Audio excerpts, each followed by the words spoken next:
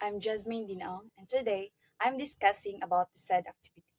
Criminologists often encounter ethical dilemmas that require careful navigation to uphold justice, maintain public trust, and adhere to professional standards. Here are several common ethical challenges in criminology, accompanied by analysis and references to the Philippine Code of Ethics for Registered Criminologists. First, conflict of interest in investigations. Scenario: a criminologist is assigned to investigate a case involving a close associate or family member. Ethical issue: personal relationships may compromise objectivity, leading to biased investigations. Code of Ethics application. Rule 3.4 emphasizes the avoidance of conflicts of interest that could compromise professional integrity or create the appearance.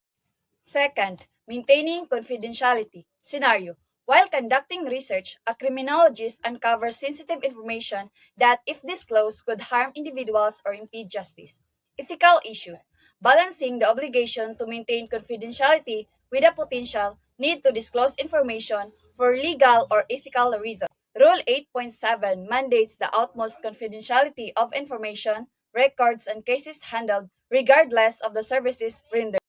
Third, bias and discrimination. Scenario: a criminologist allows personal biases to influence the assessment of suspects or victims, leading to unequal treatment. Ethical issue: discriminatory practices undermine the fairness and impartiality essential to the justice system. Code of Ethics application.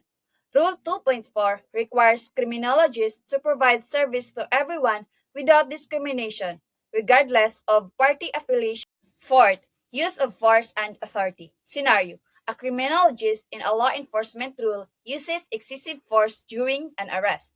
Ethical issue: abuse of authority violates individual rights and can erode public trust in law enforcement.